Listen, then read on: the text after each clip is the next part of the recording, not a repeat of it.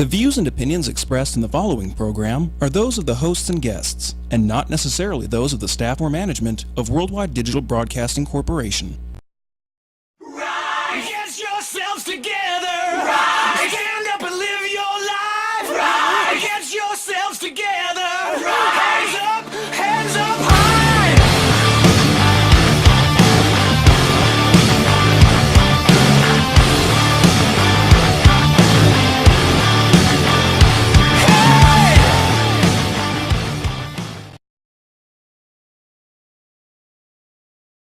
Masculine and hyper muscular is kind of like what I am, but they go extreme with I'm it. scared. I've never felt so wimpy in my life, but you look at the competitions and you look at these bodies and they are, I mean, it's just unbelievable. Bryant, you were the reporter on the story. You know, what did you think? Well, before you go, Brandy, will you go ahead and just...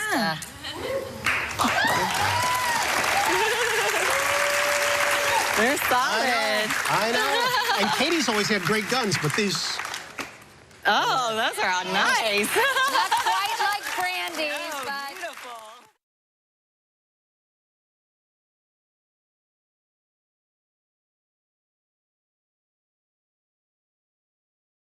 Anyway, well, it's so nice to meet thank you. you so And it was, much. as I said... Welcome to the Rise Above Show. I am Joe Peroni. I'm Heidi Mancini, and this is our guest, BrandiMae Akers, today. She's here to join us. Tell everybody what she does. What do? You tell us. I consider myself an entertainer. All right. That's pretty vague, broad. Adult entertainer, I guess. I think you also You say... do a lot of things, though. She does that. She's a bodybuilder, model. You do a lot. Yeah, I guess I kind of just encompass it all into entertainer. Entrepreneur. Entrepreneur. Is Yeah, I like that's that a good word. one. That's a good one. that you were going to write a book the last time we talked, I was, right? I was actually thinking about that because I figured you would bring it up. Of course. But yeah, I've started it over a few times. Let me just say, I'll write something down and I'll read it later, and I'm like, it's not very authentic. I think I'm just kind of working on a memoir right now, more so about my life and my story.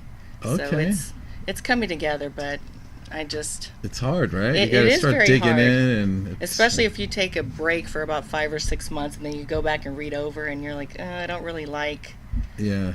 the format I was putting it in, or so I just kind of started it again and just kind of taken it as more so just a memoir, starting from my childhood and building up into my business and the entertainment part of it.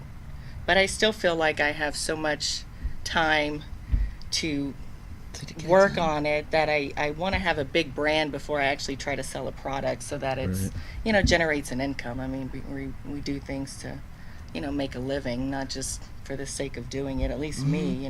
Yeah. But it is kind of cathartic to write about your past. I mean, it really is. Yeah, I think I found it really, really difficult.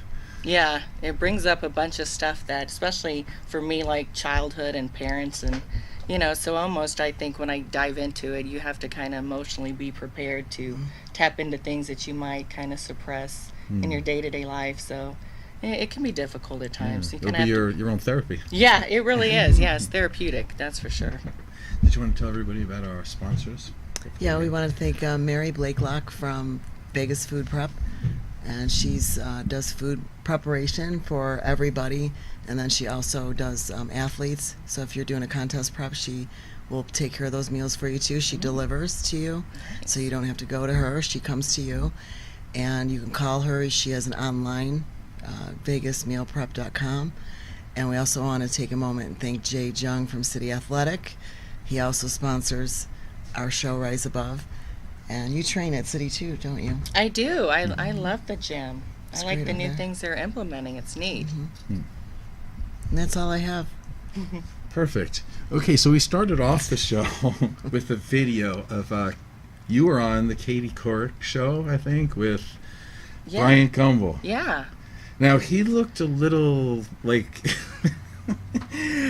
kind of like he was smitten or he was in awe or something like that. Really? You think so? I do. Like he looked a little like Well, they brought me onto the show because what he said, it was back in 2010 when I did the HBO story about female bodybuilding, and then they brought me in to talk about kind of my life story. He brought me into the Katie Couric show, one, because I think honestly her show ended after that, so I think the ratings, they were trying to get some controversy to maybe perpetuate something exciting.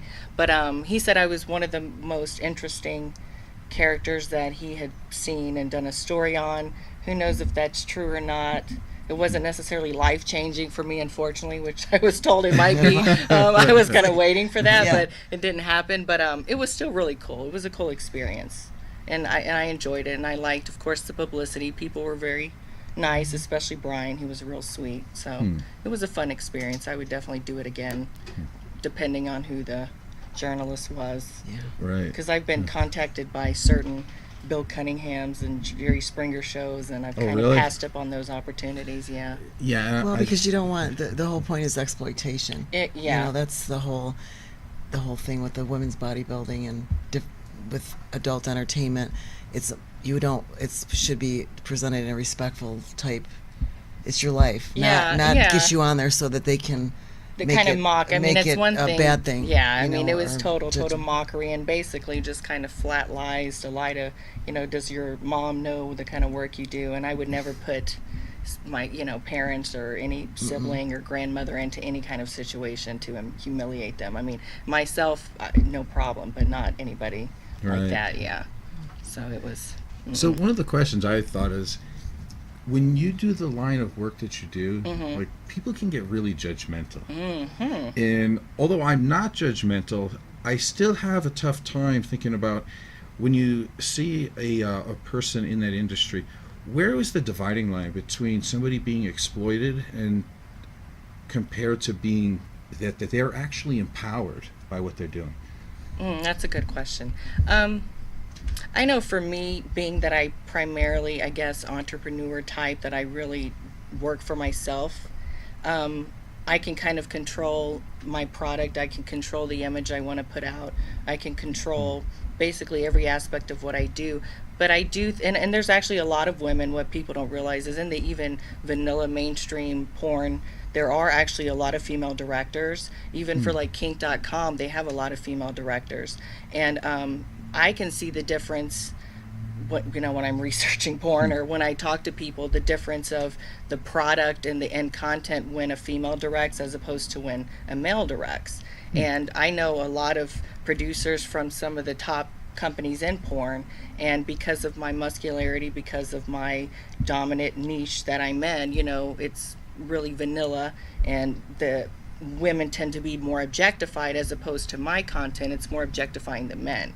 So it's, I do know a lot of women in the porn industry that are exploited, and that's just the typical, I think, path of getting an agent and, going from producer to producer. And of course, in today's time where everybody is a producer, so to speak, it's very easy for these producers to exploit some of the young girls. Economic factors put people in desperate situations, and unfortunately a lot of women will do things that they may not normally want to do, for the sake of having to pay rent and eat. Yeah. So in that industry, let's say we take the exploitation part. Now, me being from the outside, not knowing kind of like what's real and what's not, let's say I'm in Hollywood, right, and I'm kind of a wimpy guy. Yeah. I might take all the parts that I get beat up. Yeah.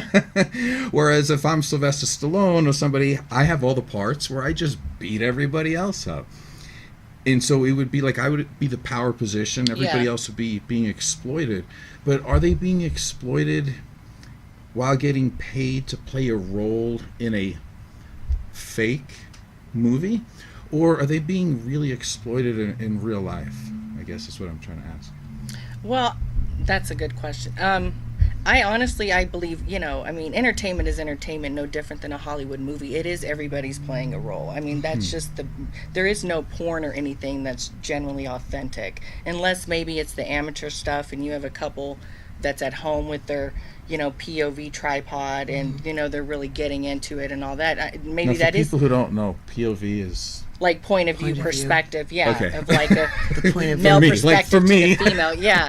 So I think it can be genuine, and the internet has allowed a lot of that. But, you know, as far as like a lot of real production, there's a lot of time and effort and uncomfortable awkwardness that goes into it, especially if you're trying to put anything together that's high end. You know, you're not really feeling pleasure, so to speak. You know, the men, it's really hard for them to perform, you know, because in retrospect they have to get an erection and hold an erection for 5 hours in front of a room maybe full of 4 or 5 people. Now, to say that he's necessarily enjoying that, probably not. That's a lot of pressure, you know. And same thing with the women. But you know, exploitative in the sense, I think economically, if what traditionally a woman's supposed to be paid $1,000 to do a boy girl, and because of the saturation of the females in the market, and now that industry standard has been dropped down to 600 as opposed to 1,000, you know, it's exploitative, but it's kind of economically been across the board. So it's, you know, the industry itself has been dumbed down because of the internet and the free content online. So it's kind of across the whole board. It isn't just one particular agency as opposed to another, you know. And all producers, unfortunately, try to get the most for their money, just maybe like any other employer out there. You know, I was in finance years ago at a young age, and they tried to exploit. You know, a lot of employers try to exploit employees. It's not just the adult industry, really. Yeah, no, that's a good point you make.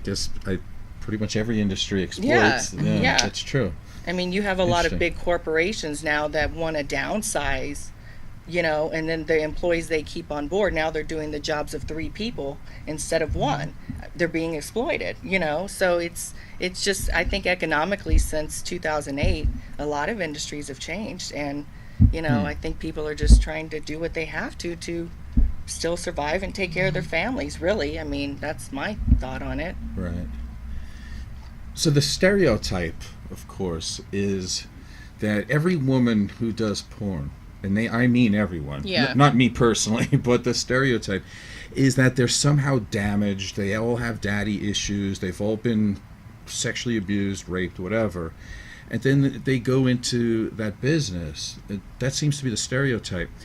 But what I was thinking is, do you think it's more that society just cannot handle the thought that a woman might actually enjoy sex and maybe get paid for it because there's a need for it out in the world, and they feel that, let's say, the capitalistic type of goal?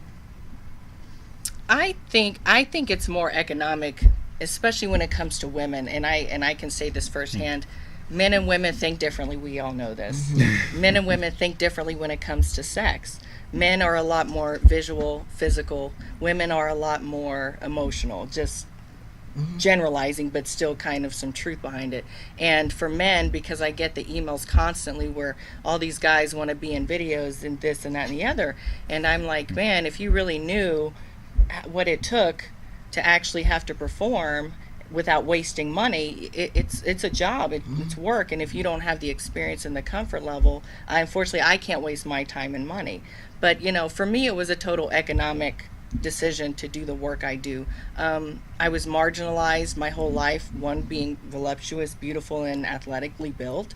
When I moved to Vegas, I was marginalized because of how I looked, and eventually you get to a point where you have to make a living doing something. So, you know, I'm open sexually, I'm not inhibited, I'm not shy about it. So to say that, you know, every scene that I do, I'm just totally getting my rocks off is silly, but because I'm open and I'm not inhibited, it's easy for me to do it. Right. And even then, it's not always easy. I've had the same producer for over 6 years, and sometimes still I just have that moment of uncomfortableness, and you have to really learn how to detach, and the detaching is probably what a lot of people stem from, like emotional trauma. But you do have to detach yourself from the situation, especially if you're doing, you know, like a penetration, you know. And it's funny because, like, if I do like boy girl hardcore stuff and I'm having sex with the guy, like when I think back after the fact, I can't even remember what it felt like as far as physically, as opposed to when you're just having sex, you know, with your partner. And that's because I'm so focused on making sure it looks a certain way, especially being a bigger woman and guys not being that big. I have to make sure you can see what's going on, as opposed to me just being this big woman on top of this guy. So it's, it's not as glamorous, I think, as some people would like to think it is, and I hate to like ruin that for people, but well, it's a fantasy. Exactly. Well, and like Joe has said before, and you said that it's an economic reason that women get involved in the adult entertainment. But here's the other thing, and I think this is why adult entertainment does tweak females, because they get upset, they don't like it, they don't want to talk about it. But every woman on some level does the same thing on an economic level, because they get married to older gentlemen so they can have a daddy to pay their kids' bills. I'm going to say that because I see it a lot. I'm a hairdresser, and I work on clients, and when women get upset about that, it's kind of like, well, somebody had said it to me a long time ago. It said all women are prostitutes at some point in their lives, because we all have sex with somebody that we necessarily don't enjoy it, or we do it out of duty because they're paying our bills, or they're, so, but women, do you think that's true to some extent? I think it's totally true. And to be honest, I've thought the kind of woman I am, I'm a very strong, bullheaded, independent woman. And since I was a very young, probably 16, I've had older men approach me and want me to be a kept woman. And I just didn't have that in me to wear, these types of clothes and to act this certain way. And the sad thing is, I really do almost envy those kinds of women. I'm not going to lie, because it probably is maybe easier to be a little bit more subservient to one person, as opposed to going out and working and working and working and working constantly to have to make a living, even if it isn't entertainment. So, being on my side of it, I see these women who have these sugar daddies, or they're married to these, rich guys, and maybe they just have to sleep with one guy instead of having to incorporate a whole bunch of others. So, I don't judge. If anything, everybody chooses their path, and I respect them. We all have to, live with our decisions, I guess, at the end of the day, I agree. I mean, I'm glad you said that, because as a man, I can't say that, right? Without getting, But you can't say it as a thrown at me. woman either, because I've said it to females over my lifetime being behind the chair and now as a trainer. And women, just there's certain things they just don't want to deal with, and they don't want to talk about it. Now, I'm finding that women my age that are 30 plus, they're over that 35 mark, are becoming more sexual and more wanting to get involved in the pornography and be more adventurous. And I don't know if that's because you get to a point in your life where you don't anymore. Probably, yeah. And you just so. go, what? My virtue is not even the question or reputation anymore, what people think. You kind of get to that point in your life where you go, you know what? It's whatever. I got one life to. Well, it's not like you're in high school. You're right? not in high There's school. going to be 12 boys making fun of you. I mean, you're an adult now. It changes a little. And women do. I mean, I notice it too, especially what I notice in the niche of interracial porn, where you have the I guess they call it the cuckolding, where they're married to maybe a white male, and they fantasize about a black male with stereotypically a larger penis.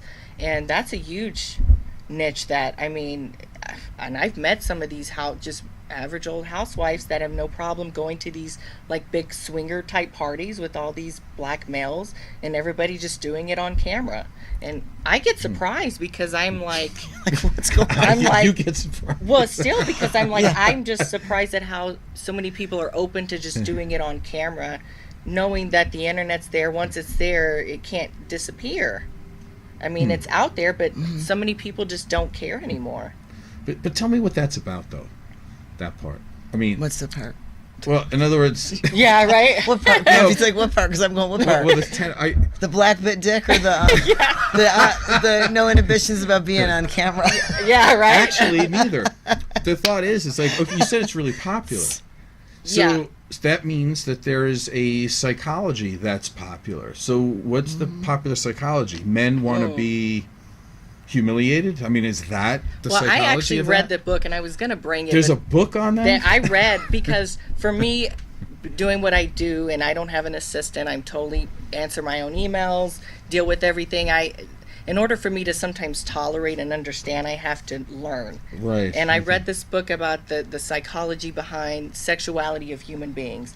And some of the things that I've read, and it still perplexes me, like one about the cuckolding and why it's so popular is because of the stereotypical, like, black male being more of a dominant gene than the white male, and the white male having this subconsciousness about, once the black male, has sex with the woman, then they're eager to have sex after because of the genetic, like, fight to who's going to, which genes are going to dominate the egg and the sperm. I mean, it's like really deep, and like it just kind of blows your mind. And another one, I hate to bring it up, but I'm going to say it, is the reason that the transsexual porn is some of the most downloaded porn on the internet.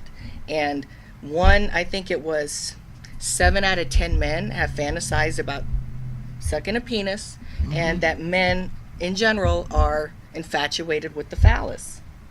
And, I see it more prevalent because I've done transsexual porn. I know TS performers, and I see how much these vanilla companies who have told me I'm too taboo as a muscular woman to shoot in a mainstream format, who are now open to shooting TS women with penises. And it's very interesting because there's a mass difference between male and females' needs and desires. And, let's face it, men are paying for pornography more than women are. So you're going to cater to the male liking. All right, so let's go back a second. Yeah, I know. Sorry, I dove off into some stuff, but no, it's great actually. Yeah, I mean, this is perfect. It's a lot. It's a lot of stuff. I got the perfect person to ask. Okay, so if we're looking at even just whatever you call basic vanilla, porn. I think. Vanilla, yeah, that you call it. Okay, yeah. Vanilla porn. Over and over again, you'll hear that, let's say a woman is being objectified or exploited. But on a lot of those, it's a lot of a girl going down on the guy. Mm-hmm. So all I'm seeing is some guy's junk and some girl's maybe part of her finger and her lips. So if I'm really thinking about objectification, and I'm really going to admit that I'm getting off on that, I'm looking at a guy. I can't even see the girl. So I think, are we heading to the thought that a lot of straight men are actually either A, infatuated with themselves? What a shock. Yeah. Narcissist. Or are they have a lot of hidden gay tendencies? Because really, when we talk about objectification of body parts in porn, it is about the penis, isn't it? When you really get down to it, I mean, that's where the focus is. You mean in a lot of just mainstream vanilla porn, the penis? Yeah, I mean, yeah, because you're selling it to a male, you're selling a product to a man, so So you're selling a penis to a man. Yeah, well, kind of, but you're selling what that penis is doing, or what's being done to that penis, so that they can fantasize and put themselves, I think, in that perspective of it being them. So it's still kind of the fantasy. And that to me isn't an issue because it's a product and you're selling it to who wants the product, to who the buyer, the user. But to me, what I think is objectifying in mainstream porn is when a guy, and I've seen it before and I just get shocked, is when a guy's penetrating a woman and then he smacks her in the face. And I've seen that a lot more than I would like, and I'm just like, hold on here, why? You can have the boy-girl sex. Well, why do you have to smack her and choke her? Right. That's what I was saying to him. Because I look. I'm not going to say I don't.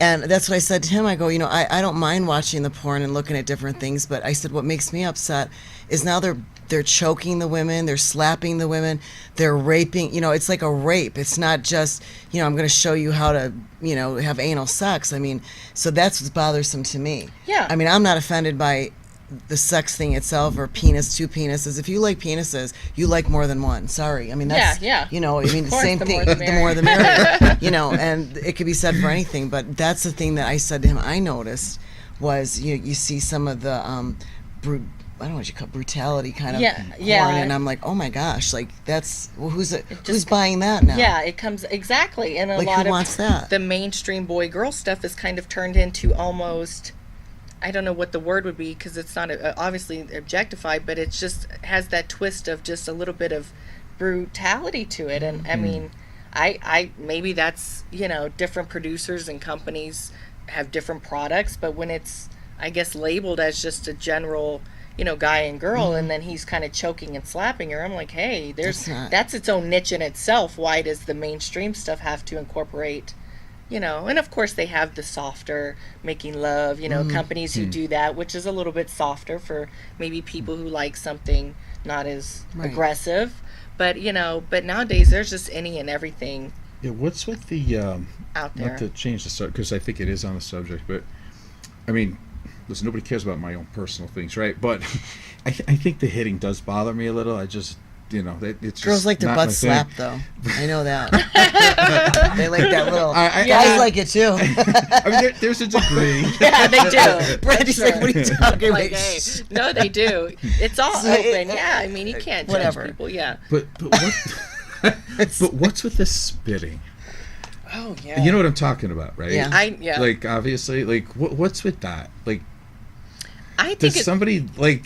Yeah, it's. I don't That's know. something that somebody likes, or I is think that? I think it's what's going on? very popular. And the funny thing is, and this is so probably gross, but like me, because y'all know this, we're bodybuilders and we live in a dry climate, and like we take supplements and we take proteins and we're dehydrated sometimes, and like me, I can't like salivate like that, and I've tried and I've had requests for it, and I'm just like, nope, I'm like, you're not getting any saliva out of this, it's just not happening.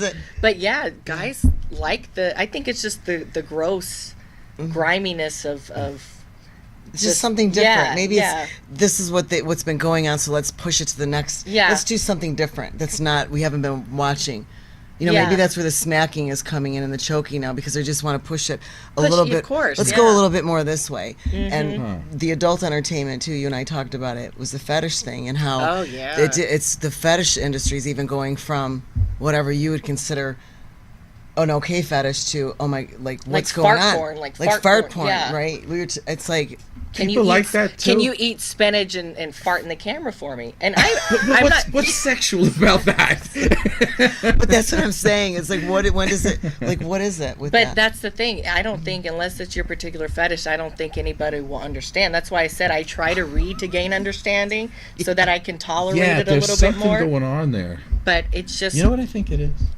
please. I mean, Anything. I actually did some studying for this, and there's shockingly enough, there's like no information on it.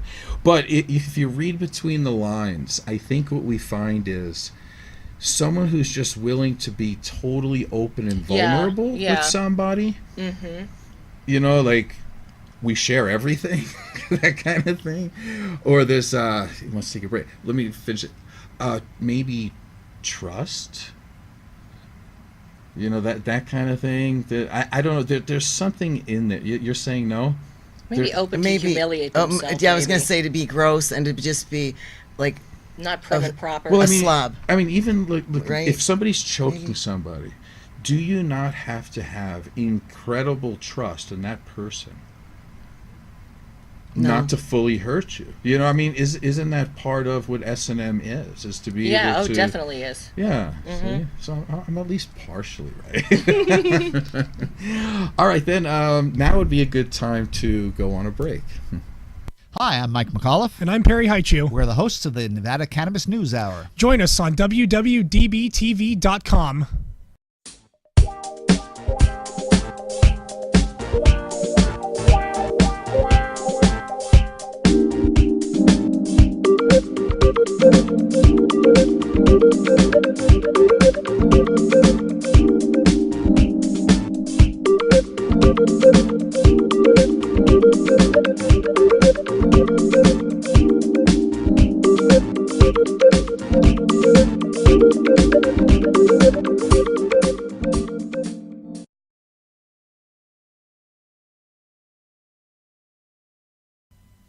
Hey guys, Crazy Terry here, owner of Sun Valley Automotive. Join me watching Ricky Cheese on WWDB TV. It's a lot of fun.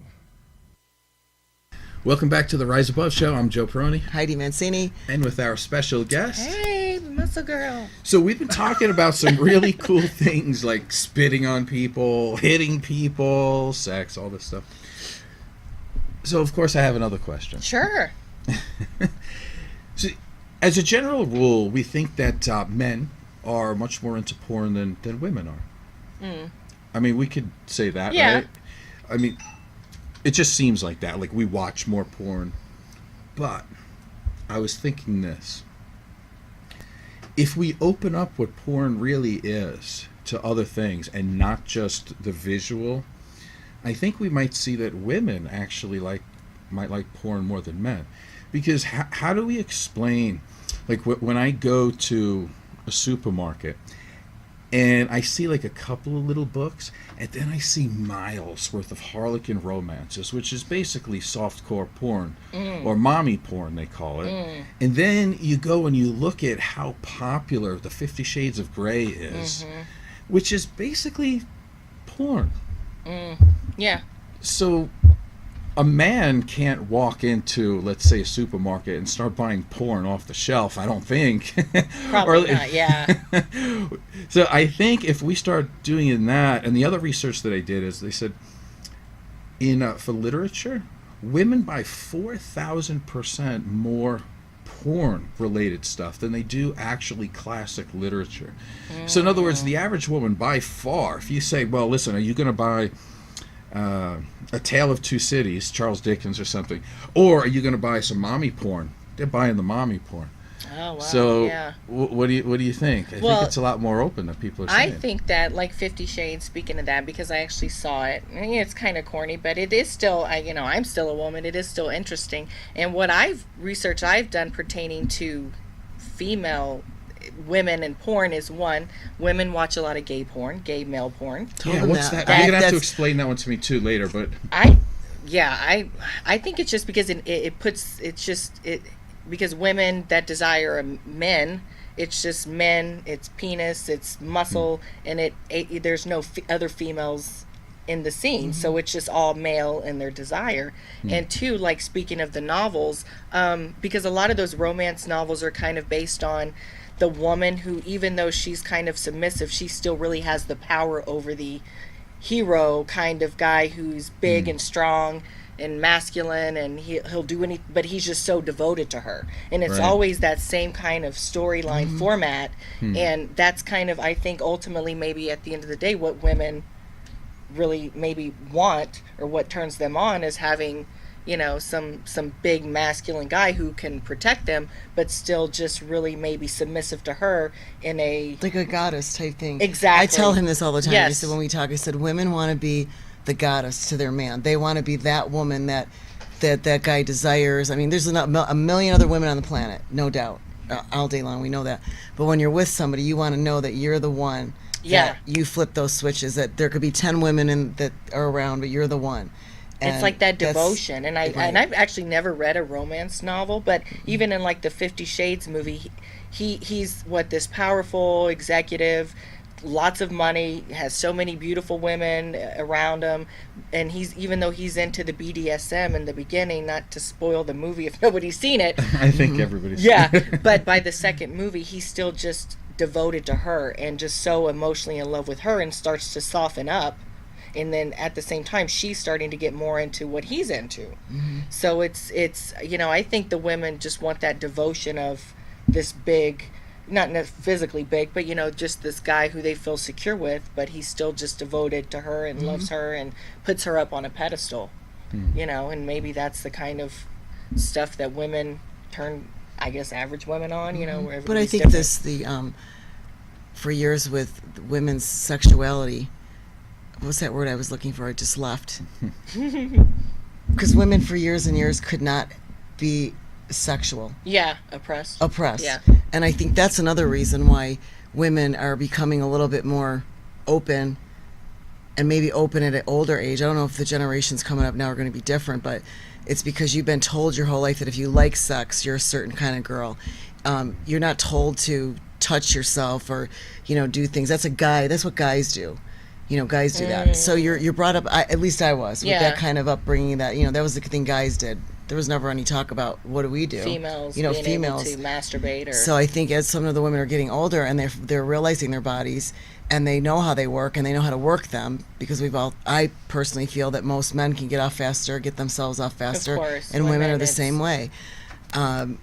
I think that's another reason why there's more women viewing porn in that now, because they're becoming more sexually aware of their bodies and they're trying to find out, what is it that I like? Yeah, You know, because like what you turns said, me it's on? also a Not my generational boyfriend, thing. Yeah. not my husband. I don't care what turns you on. I want Yeah. to know what gets me going. Well, yeah, because You I know, mean 'cause it- everybody's different. right. Yeah. Regardless, everybody likes something else, and of course, women. You know, what turns a guy on may not turn on a woman. I mean, that's people are all different. But wasn't it back in? And it's definitely a generational thing. And you have the internet and technology and the way reality TV, where you have women who are doing sex tapes, and they're still, you know, so it's becoming more modern for I think the younger generations, because back in like the 40s and 50s, women would go to their female doctors to get orgasms because of hysteria.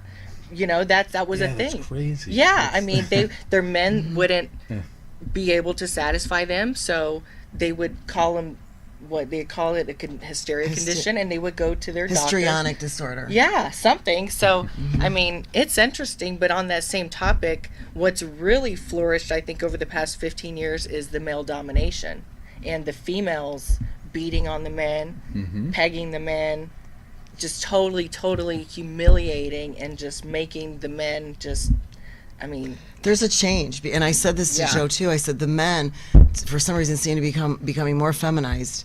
Oh, definitely. And the women are so. I mean, you look around the gyms, and I don't know if did you see that movie Wonder Woman? I know this is off. Yeah, the beat, yeah, I did. But honest to God, I love that movie because it was like, here's this beautiful woman, Yeah, beautiful, yeah. great, not a muscular, overly Yeah, muscular, but- but beautiful female, smart. They didn't peg her against the guys. They weren't like, oh, Yeah.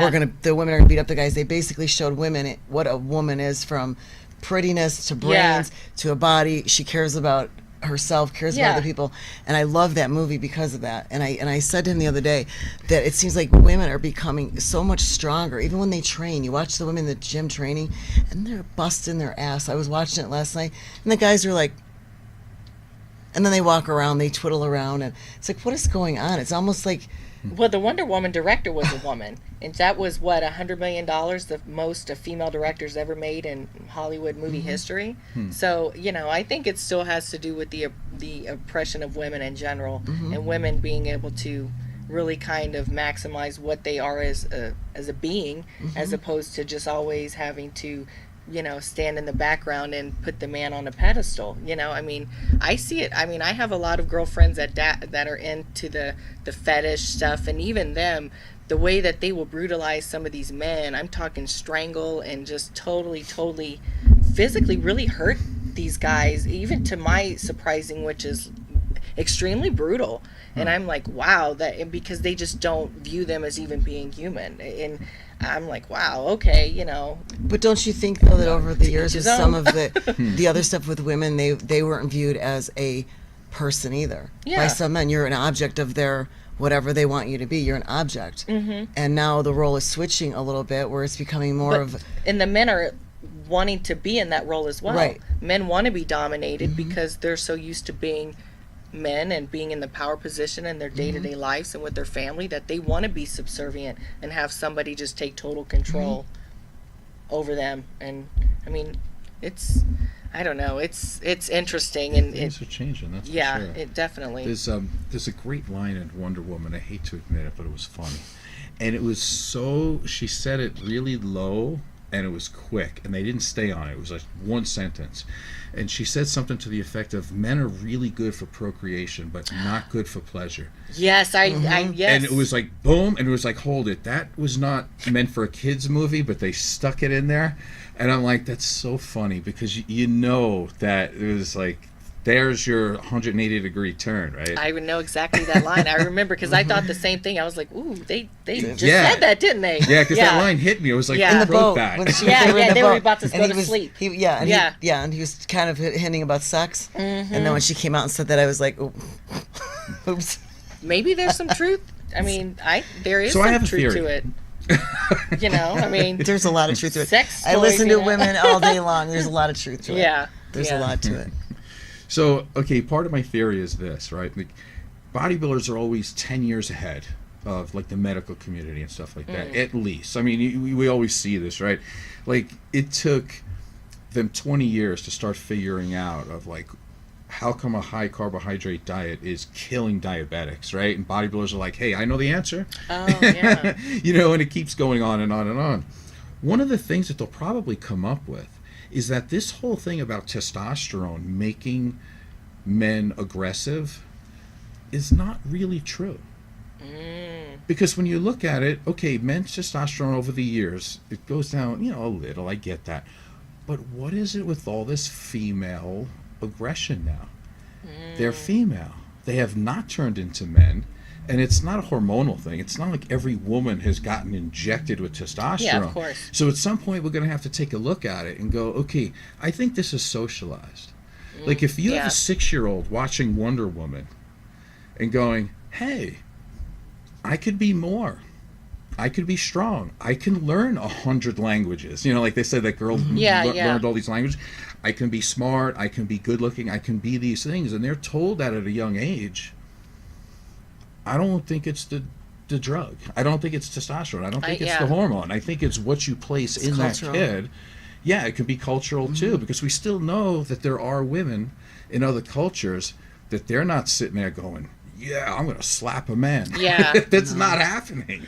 I think though when you start giving people information and women start waking up from whatever they've been doing or whatever they've been culturally told is acceptable, I think that's what starts to happen. They wake up and they're angry because they want to have an orgasm, and I'm going to get it any way I can.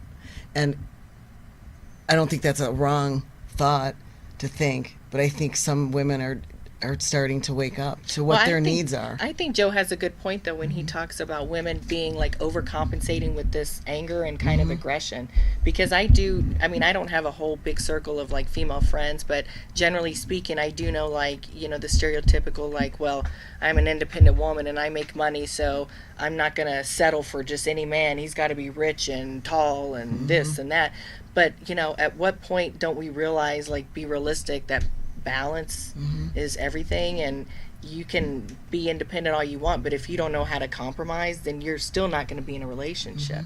Yeah, I mean, no, like, I agree. you can be aggressive and dominant, but if you aren't, I hate to say it, like subservient to and compromising with your partner, then you're not going to stay with that partner because everything is compromised, unless you just want to be single and aggressive for the rest of your life. Right, and I think women are kind of not seeing that side, and they just want to like fight for something that they maybe don't have to fight as hard for, you know. And I don't think they want to compromise, because a lot of the girls that are in their 30s now, they're not getting married, they're not having kids, they don't really want a man around, they're successful, they make money, and there's that kind of a process in their heads. They don't want to compromise, so they're like, because I don't want to, I'm going to choose to be single. Well, yeah, and some people are like that. Some people, you know, maybe marriage and the standard, you know, marriage and children by 30 is not for everybody, and rightfully so. You know, a lot of people don't want to live by those standards of traditionalism and marriage, but you know,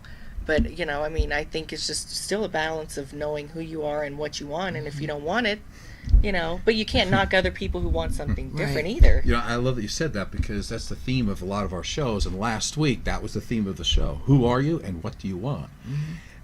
I think that women, it's kind of going with what both of you are saying, is that it takes a long time for things to catch up in the culture of where things are going, because it sounds like now, and I love women, right? Like and I don't just mean the way they look. I mean, I like strong women. I want strong women. I support all that.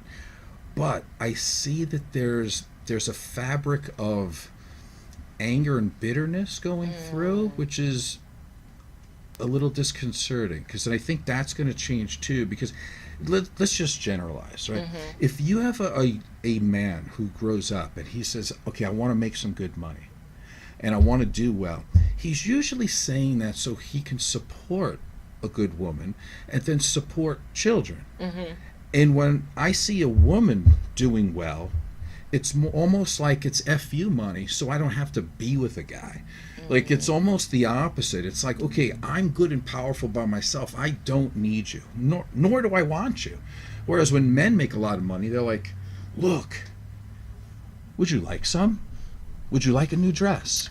Can I please take you out to dinner? Can I treat you well? Because when I had $5 to my name, I could only take you to McDonald's. And so men, I think, are getting the short end a lot of times because men are very nurturing people for the most part, that are very caring, that do not, in our culture, the term nurture basically means I'm going to enable you to keep doing the wrong things over and over again. But men think the word nurturing is to help you get what you want. And so I don't. What do you think? Maybe it's a backlash of just generational stereotypes of, like, say for example, my grandmother who raised me. You know, she was 16 when she married my grandfather. Of course, she had no skills, and she was a housewife, and he was a drunkard, and he never abused her, but I guess maybe verbally abused her or just became obnoxious when he got drunk, and she grew to despise him over time. And then when her kids got 17, 18, she ended up divorcing him. So I think maybe it's just the backlash of a culture that over time, maybe people like my age or my parents' age who would see their parents or their mother live a certain life, they didn't want to live that life, and so maybe trying to but it's like you said, they're kind of doing it, the men are kind of doing it for the purpose of playing their stereotypical male role for the family and for the woman, but the women are doing it just for the sake of never having to depend on a man. And I think that'll change too. Give it another 20 years and somehow maybe they'll meet in the middle. You would think. I mean, hopefully. It's interesting. I deal with all kinds of people, men and women, and I still, at the end of the day, I just always it's just personal balance. You have to just have balance in everything, because too much of, I think, extreme of anything will, like you said, just make you bitter and angry, and to live with that internally, it's just eating at yourself. So why live so angrily? I agree. It's and going with society and cutting it back to the porn industry again. I have a different word for porn. You can tell I sit home and by myself a lot and think about these things, right? But that's how you gain knowledge, right? Because I don't want to use everybody else's material all the time, and just it's like I'm only as smart as the last post I read on somebody else's Facebook page. I hate to be that guy, because I was not raised like that. But I look at porn sometimes as non-relationship sex. That's, and what I see from a lot of younger people these days is they can't communicate because of Facebook and social media and all that. So they have Facebook friends, but not one friend that will, enjoy lunch with them somewhere.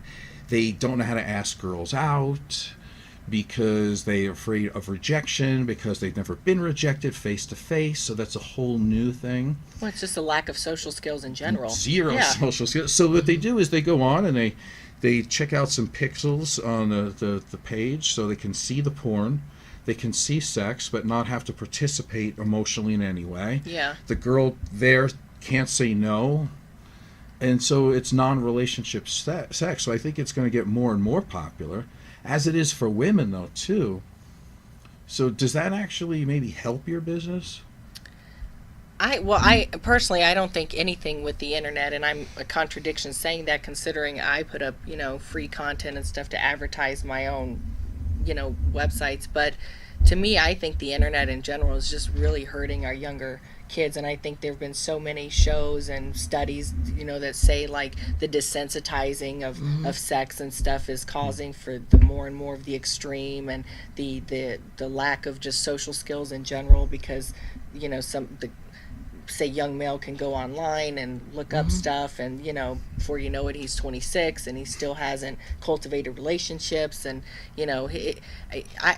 personally, I don't think the internet has done, especially the adult work, I think it really should be a lot more regulated. And I'm sure from the business perspective, anybody in a adult production company would agree, because it's just crucified the finances and the pockets and the profits of so many companies. But but big business is even what controls all these tube sites, and it's just a vicious cycle. But I think we've gone too far to ever go back, and so to have to manage you can't put it back, right? you have to just I really don't know. I think if you have children, maybe being able to talk to your kids, but even then you can't shelter your kids from everything.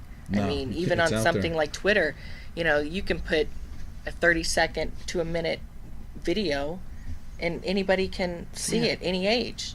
And it's just, to me, fundamentally, I think, and neurologically, biologically, our human beings in general are changing. I mean, you could see that with the attention spans. People's attention spans are so short. People can't focus and concentrate on anything. And I don't know. And I think we're kind of like in the middle. We see both. So it's, for us, it's like perplexing. For them, it's just normal. We've had that conversation. Yeah, I think it's hitting their brain at way too young of an age. Of course. I mean, they're seeing that one story crazy. I told you about, that one guy in the gym. I think I told you this story too. And when I was doing my last show, and he was watching me, and he comes over and he goes, "I just want to let you know that I really think your routine is cool and you're doing a good job." And I said, "Okay, thank you," as he's talking to my feet, or his feet.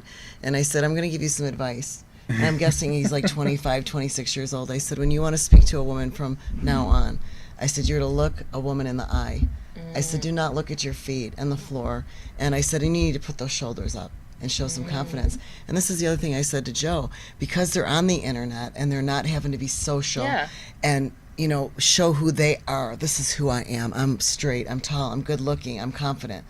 These guys in their 20s, early 30s, they're like, I don't know how to ask a girl out. Yeah. Because they're on the internet. I've had a few guys come up to me, I mean, even at City Athletic Club, and they look at me a certain way, and I've had a few even say, "Is it awkward that I recognize you?" And I'm like, "Well, it's not awkward for me. If it's awkward for you, that's on you." I know. I love it. I'm a grown adult. I made a conscious decision to enter a career, and I deal with those repercussions. It's more on you. And that's the way it is. But, if it's awkward for you and you're not able to focus, I'm sorry. So, I don't know what to tell you. But, yeah, I mean, but luckily I don't really get approached too often in the gym, thank goodness. I think people are too intimidated. Plus, I don't smile. I've learned my you can't thing is, smile I'm the and look at smiler. people. I'm the Oh, no. I'm like, see, hi, that's hi, when you go hi, wrong. hi. So then I get all these little No, that's your trollers, thing. No, because so I guess I have to have the bitch face, the yes, you standing have bitch to face. like disconnect and Yep, focus and yep. don't smile, don't engage. Don't look up, don't yeah. nothing. Okay. And they won't I'll have bother to get better at that.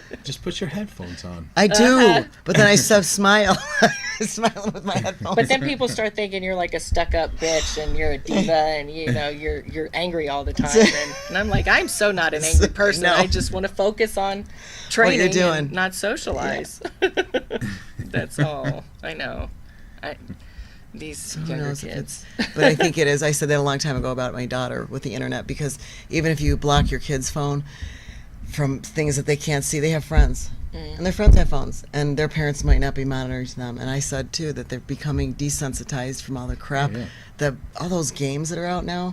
Even those, I mean, they're like real.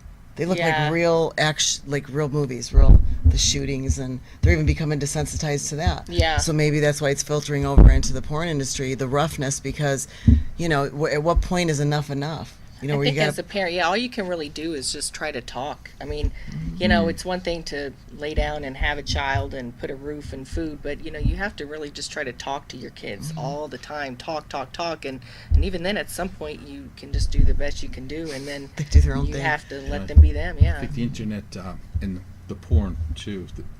Not when I was a kid. It was different because I was getting ready, and then you start getting interested, and then you get a little it's different. But I think now it dehumanizes people. And then it becomes okay to punch and spit on people, but you're afraid to talk to them, though. I'll punch you, but I ain't gonna talk to you. But isn't that funny how we're so connected with all this social media and so many friends, but then yet we're really kind of, like you said, dehumanizing people at the same time? It's very strange. Yeah. Very strange. Have you ever had a strong male role model in your life? A strong male role model. Yeah. I mean, my father, and God bless him, he just came out from having some heart issues. But, he was a strong male, but he was just never too engaged in my life. But I just have to say I was blessed to even have a grandmother, who was strong. She didn't play both roles. Obviously, she wasn't a man, but, I was just blessed to have that, because even then there's people who don't have anybody. Right. And that's, so I can't ever play victim to my past, because some people, these kids nowadays, especially with like the opioid epidemic and, some kids just have nobody, and it's, but not necessarily a strong male when I was young. Yeah, But strong people, yeah. The opioid epidemic is really a lack of coping skill epidemic. That's really what That's that is. prominent in our society So I'm glad nowadays, you mentioned that. So we don't have any time left. It's been really fun. Yeah, thank you guys. So this has been the Rise Above show. I am Joe Perotti. I'm Heidi Mancini. And Brandi Akers. Thank you for being here. Thanks, appreciate it, guys.